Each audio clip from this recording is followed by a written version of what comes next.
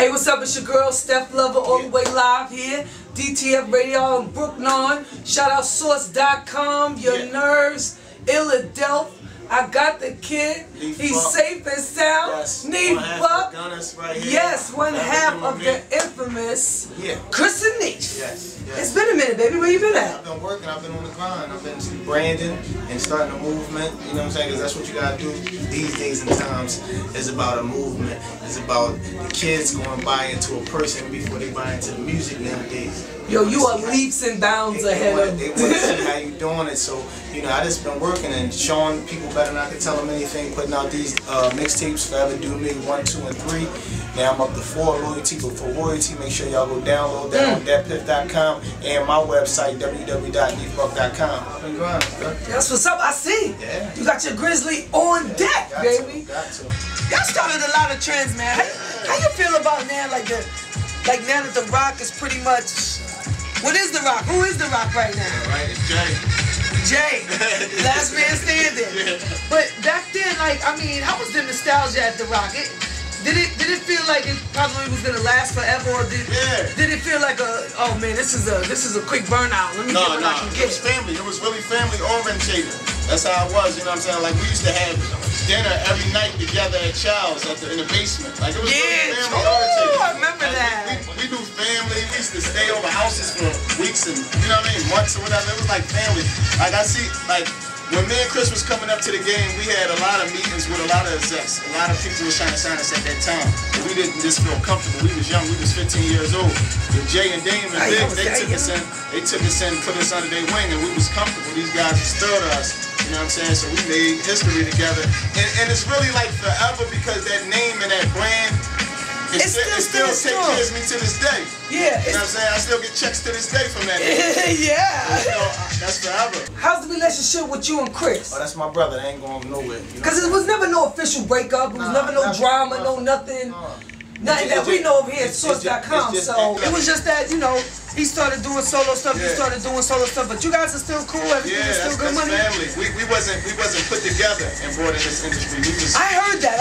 We was before all this. Yeah, I heard that. Before he ever knew how to rap, I took him under my wing as my young boy, schooled him to the game, you know what I'm saying? I love that Philly talk, running my young boy. You know, it was a good one ever since, but that's family though. After the breakup, as far as Roc-A-Fella, once they went their way, my partner sat down and had a plan for him to do a solo project. But I was behind the scenes on a lot of things like marketing, promotion, managing. Yeah, because it kind of seemed like Jay picked him. Because he got signed to a solo deal. It was like, yo, where's Neef? What's up with Neef? Right. Because there was never no tension between you guys, but opportunity is opportunity, more or less. Yeah, for sure. We family. If I eat, you know what I'm saying? And vice versa. Yeah, vice versa. That's how it goes. That was our game plan at the end of the day. When we went up here and was fishing for them deals, at the end of the day, we got to go back home from where we come from. You know what I'm saying? So it's good money between you. Do you think you guys ever get back in the studio and maybe? Yeah, the last tape we did was Back to Business, hosted by Don Kenny. You know what I'm saying? That's a classic out there. ATL, Don Kenny. But you know Don Kenny is from Philly. That's right. You're right. With Don and drummer. Yeah. You're absolutely right. They just got it popping over down there. Ventured out and found they niche out there and did them. Sometimes you gotta do that. So what's going on with you right about now? Oh, the Forever Do Me series. We at the Forever Do Me 4 right now. Oh, what's that? Mixtape? Mixtape. It's on thatpiff.com. Make sure y'all go download that for free. I've been dropping a lot of visuals off of it right now. Yeah. I dropped a joint called Louder. Dropped a joint called Smoke, featuring my man Smoke Bizzle. Shout out to Harlem. Just got a joint called We Riders. It's like a movie. It's epic. You know what I'm saying? I brought it to life. You know what I'm saying? Because a lot of people don't know. Early in the game, all the Young Gunz videos I wrote the treatment for and went and got directors to go shoot them. Yeah, y'all kept mad things in house. I do remember that. That's one thing about the Roc. They let us do us at the end of the day, and we had a lot of input on our projects. Like I was coming up with the themes of the motherfucking the covers. Tough Love, Tough Love. Me and Chris was in the middle of the streets. We shot that in probably, I think it was in Brooklyn, if not mistaken. I think why y'all was so unique also is because it's not a lot of duos. It's not a lot of, it's either solo or it's a lot, some groups, like the Odd Futures and all broken up. It's not a lot of duos and whatnot. And two minds is better than one, sure did. Some things that he didn't like to do, I did, and some things that we balanced each I think other in every era of hip hop, there's always that standout duo, and that was you guys. Right. It was like Kid and Play. Yeah. You know what I mean? Chris and Nick, like you understand what I'm saying? Like, not like y'all wasn't doing the kickstand with that, but like how y'all was bouncing off each other. Yeah. And I even give it to like a Jadakiss and Styles, how they bounce off each other. It seems so. Early in the game, I had gotten in some little trouble up here when we was wild, young and reckless. You know, ain't had no guidance really. We was just coming up here, going to the studio, pistols on us and stuff like that. I got arrested at the Tribeca Theater. My word. Say that word again, theater. Huh? The Tribeca Theater. The Tribeca Theater? Yeah. What I said, you making me sound crazy. No. Put me under the scope. That's Neef, baby. That Philly swag, man. Yeah, but you know. Neef and Chris, man, that was such a good look, man. I love those kind of records. We're gonna do something soon, real soon. We looking forward to it because Chris looked real good. You know, bouncing around with Meek Mill's that house party. I didn't even really know that was him till I saw the video. Like it didn't click, you know, at all because I'm so used to hearing y'all. I heard him another duo. I'm like, it sounds familiar, but that don't sound right. That's our folks though. We are from North Philly. Yeah, you already know. We gonna talk about that. What is in the water in Philly that produces artists like this? What is it about Philly? Because it seems like Meek Mills, soon as their void to be filled, somebody from Philly jumps right in. That Philadelphia, man, it's nothing like it. You know what I'm saying? You just gotta, the story, man, it's history. We come up from guys like EST and Steady B and Cool C and you know, all them type of glamorous life. You know about that? Yeah, I go back. That's when we was back in college, going out there for pen relays and all of that type thing right there. Pen relays just was like just like a week ago, exactly. Do you think it is? Is it something to do with like just the music business in general that, like, y'all shine so bright that eventually, if you stay in the spotlight that long, you're gonna burn up or burn out? Yeah, but maybe some of the guys that get the guys from Philly, they might not, you know, sometimes you keep them under your wing. You don't want them to rise and go past you. You never know. I never thought it was a good idea for artists to sign to an artist label. You know what I'm saying? I never thought that was a good idea because honestly, you're never gonna be bigger than a guy that pays the bills. Like, and if you are, it's a problem. I love Ludacris and Chingy. Remember that bit? You know what I mean?